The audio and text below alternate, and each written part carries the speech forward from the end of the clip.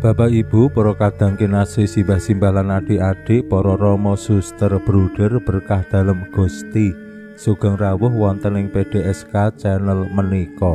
Kados pundi kabar panjenengan? Mugi-mugi bagas kasarasan kesehatan kawilujengan tansah mengku kula panjenengan sami anggenipun nglampahi gesang ing dinten menika, lan mugi-mugi lumantar panglimbang basa Jawi waosan Injil kula panjenengan sansaya saged nggayuh iman kapitadosan ingkang leres lan mantep.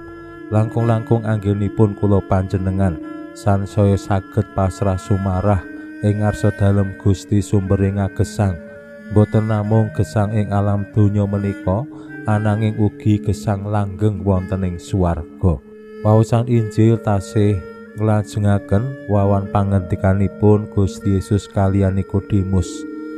Lan dinten menika tanggal 1 Mei kula panjenengan katimbalan mlebet ing wulan katekes liturgi utawi wulan liturgi nasional. Mila sacara mirunggan ing wulan Mei menika kula panjenengan sinau babagan liturgi pahargyaning iman kapitadosan kula panjenengan sami.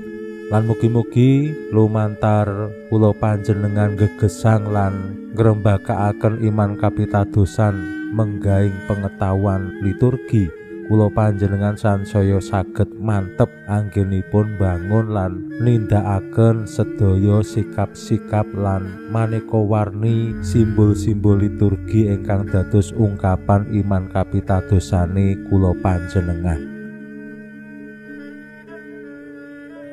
Wulan Mei ugi wulan Maria. Kula panjenengan sacara mirunggan ing taun yubilium menika mirungganipun ing Keuskupan Agung Semarang saged nyuwun indulgensi lumantar siarah wonten ing Guwa Maria. Salah saperanganipun ing Guwa Maria Mojosongo, Guwa Maria Kerep Ambarawa, Guwa Maria Sendang Ratu Kenyondanan, Guwa Maria Sriningsih Klaten, Candhi Ganjuran, Guwa Maria Sendang Sono lan sak panunggalane. Mugi-mugi menika nggih dados srana anggenipun kula panjenengan sansaya sadar bilih gesang ing alam donya menika sujarah bersiarah nuju dumateng panunggilan kalian Allah. Awit menapa gesang langgeng ingkang dados gegayuhane kula panjenengan sami linandhesan kapitadosan lan panunggilan kalian Allah. Awake dhewe tanda kutip nunut ngeyup wonten ing Allah saklami-laminipun. Mila kapitadosan penting anggenipun gayuh gesang langgeng. Wong nek ora pracaya, ora ngandel ya ora bakal ndarbeni gesang langgeng. Pramila monggo kita pirengaken sabda dalem Gusti ing dinten menika lan kita wiwiti kanthi sembayang sawetawis. Konco ing asma dalem Hyang Rama saha Hyang Putra tuwin Hyang Roh Suci. Amin. Suwawi sami munjuk. Gusti Yesus sabda dalem Hyang Rama ingkang sampun manjalma, mugi karsa ngandika dhateng kawula wonten ing asepen ing telenging manah kawula.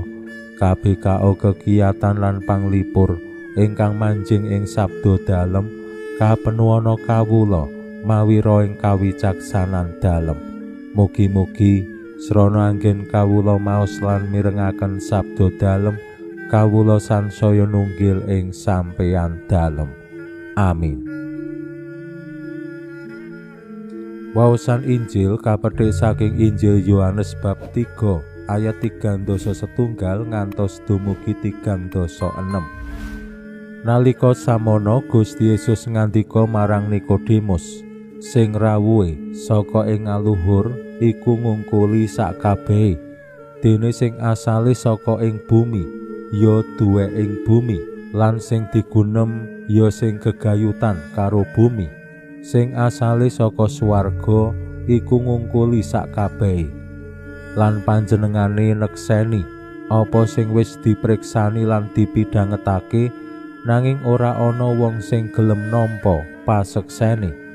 Dene sing sapa nampa paseksene ngakoni yen Allah iku sanyata, sebab sing diutus dening Allah iku kang ndhawuhake pangandikane Allah, marga diparingi roh dalem tanpa wangenan.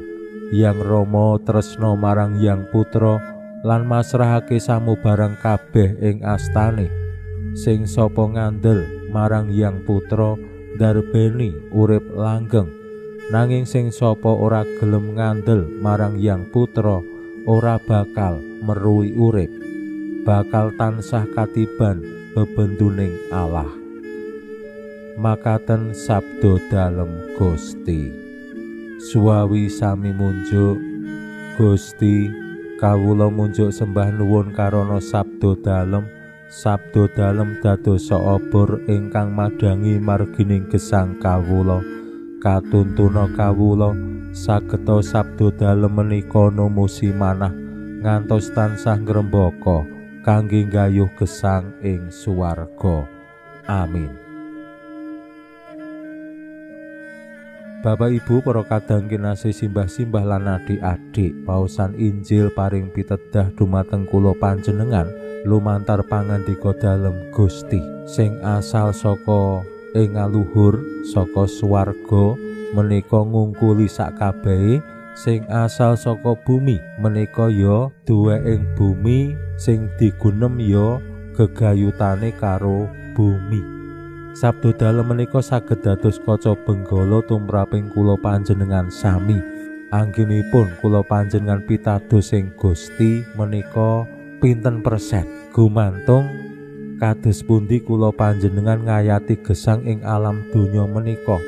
Apa urip awake dhewe luwih akeh sing kadonyan, ya guneman bab kadonyan, berjuang bab kadonyan, apa ya awake dhewe gunem bab kasuwargan, ngomongake diskusi sharing bab gesang rohani, umpamane bab kitab suci, bab sembayang menika langkung kathah tinimbang sing kadonyan.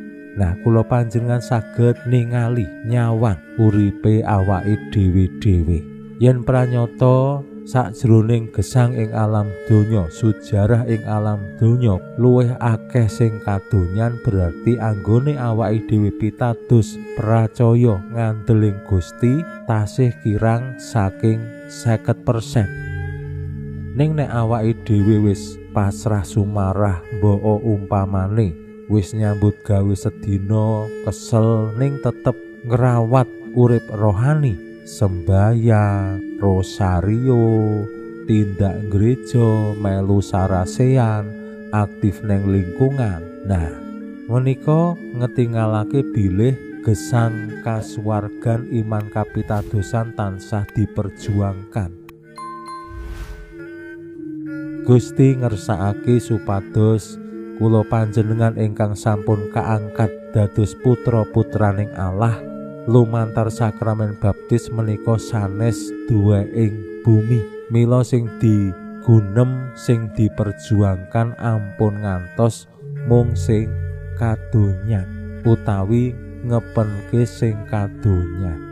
Ingkang kaping kalih Gusti kanthi cetha ugi paring pitedah dumateng Nikodemus lan kula panjenengan sami. Kados pundi kapitadosan dumateng Yang Putra injih Gusti Yesus menika ingkang nuntun dumateng gesang langgeng. Sing pracaya marang Yang Putra bakal ndarbeni urip langgeng, sing ora pracaya bakal katiban bebenduning Allah. Menika tentu peringatan sing keras, sing tegas saking Gusti. Nek pracaya bakal binerkahan uripe ning donya menika ya tansah winengku manunggil kalian Allah, saengga gesang langgeng menika kula panjenengan alami. Ning kosok wangsulipun yen awake dhewe ngedoh saka Gusti Allah, ngepenke sing kadonyan lan lajeng malah ora pracaya marang Allah, awake dhewe wiwit katiban bebenduning Allah, kena hukuman dari Allah. Contone napa? Kathah ing jaman kula panjenengan sakmenika yen mung ngepenke sing kadonya, awake dhewe gampang marah, gampang emosi, gampang nesu-nesu, nyambut gawe sedina ketekuk ringkel, rasane dadi kering, ora bungah, ora bahagia. Mergone apa? Tekan ngomah kesel, weruh anake nakal, bojone nakal, muring-muring. Menika yen awake dhewe namung ngepenke sing kadonya, uripe awake dhewe dadi mubal-mubal. Nek kaya banyu sing mubal-mubal, reget keruh, ora bening, ora tenang, ora anteng. Menika lajeng nggih anggone ngraosaken katentreman ing Allah dadi susah. Pinuji Allah sakmenika sarta ing salami-laminipun. Salam sehat, salam bahagia, salam katentreman. Lan mugi-mugi lumantar panglimbang dinten menika kula panjenengan tansah jinangkung ing berkah dalem Gusti ingkang Maha Kuwasa, Hyang Rama saha Hyang Putra tuwin Hyang Roh Suci. Amin.